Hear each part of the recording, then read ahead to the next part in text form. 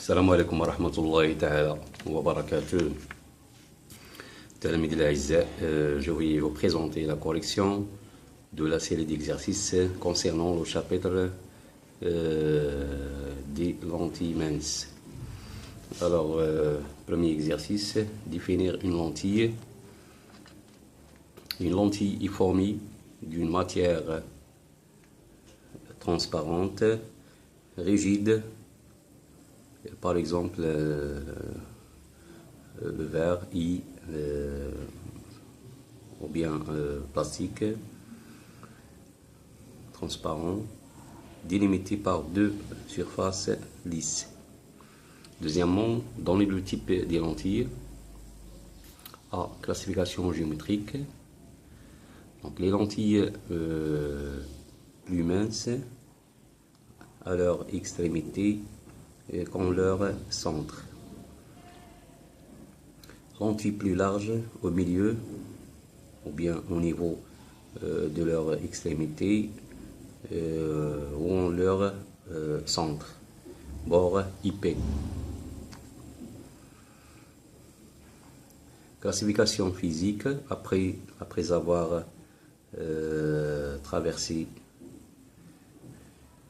la lentille convergente, les rayons lumineux se rejoignent. La lentille divergente, les rayons s'écartent. C'est lentille convergente et lentille divergente. Donc le symbole de la lentille convergente, voilà le symbole de la lentille convergente, et le symbole de la lentille divergente. Donc on a deux types de lentilles. Troisièmement, donner des caractéristiques d'une lentille convergente. Foyer, donc foyer principal, image. Deuxièmement, distance focale. Troisièmement, la divergence de la lentille. Compléter le tableau suivant.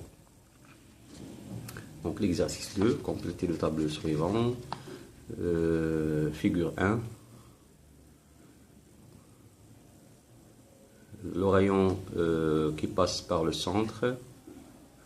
Donc tout rayon lumineux passant par le centre optique d'une lentille n'est pas dévié. Deuxième figure, commentaire.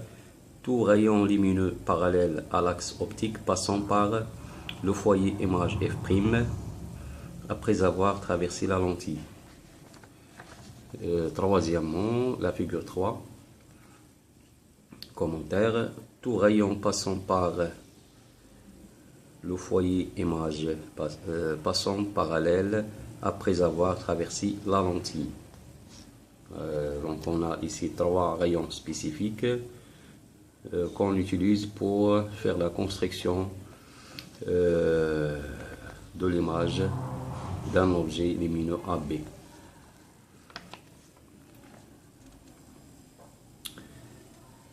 Exercice 3. Parmi les quatre lentilles représentées ci-dessous, déterminez les plus convergentes en expliquant.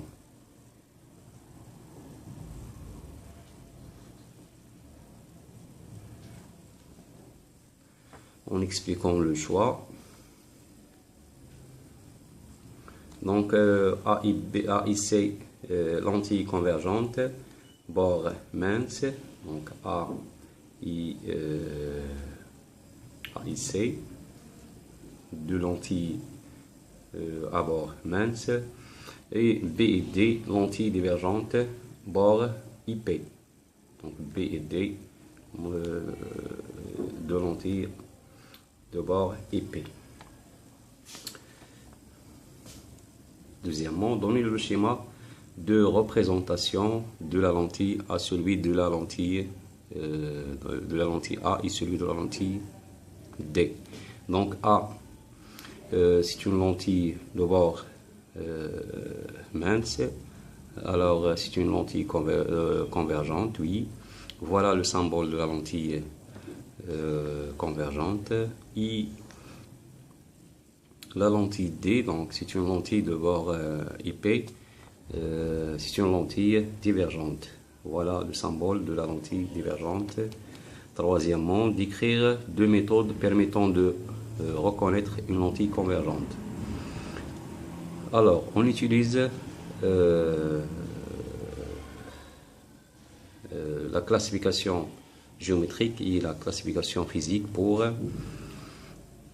reconnaître une lentille convergente. L'exercice 4. Donc, un objet lumineux AB de hauteur 1 cm est perpendiculaire à l'axe principal d'une lentille mince de distance focale 20 mm. Afin de localiser l'image A'B' de cet objet AB, on a tracé ci-dessous deux rayons lumineux issus de l'objet AB. 1. S'agit-il d'une lentille convergente ou divergente? Pourquoi? Alors, donc, donc le schéma montre,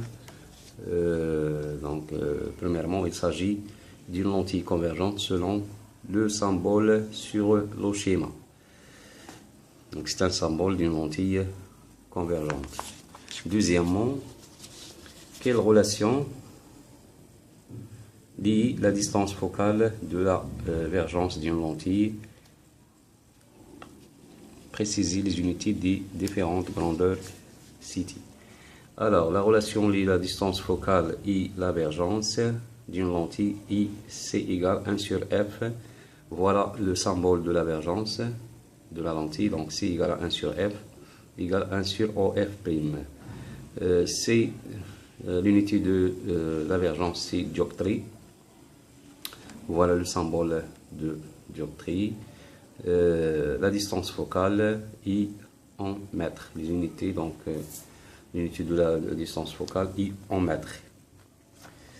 Troisièmement, calculer la vergence de cette lentille. Donc la vergence de cette lentille, on a F égale 20 mm. Donc on le transforme en mètres.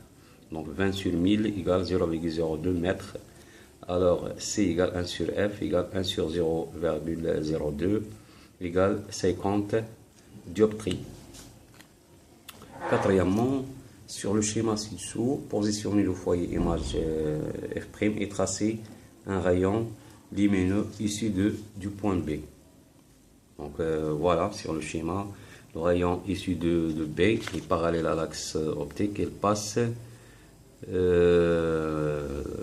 sortent de la lentille passant par le foyer image F' et aussi qui passe par le point B'.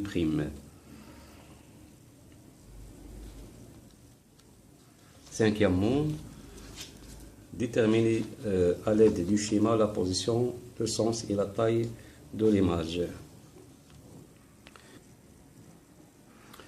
Donc, d'après le schéma,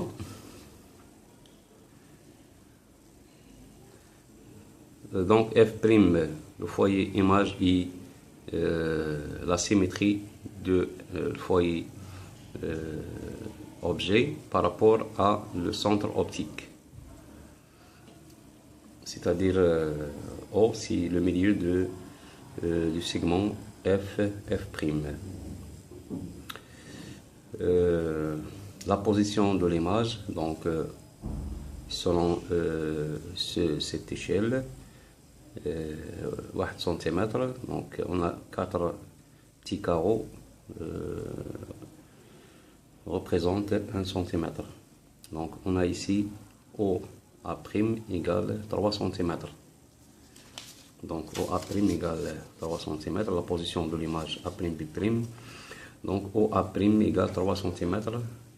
Le sens, donc A'B', c'est une image renversée.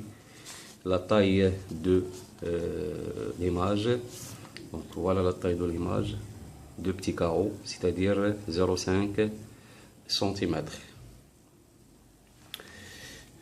إذا نتمنى أنكم تستافدوا من هذا التصحيح هذا وشكرا على انتباهكم، وإلى اللقاء في فرصة قادمة بحول الله.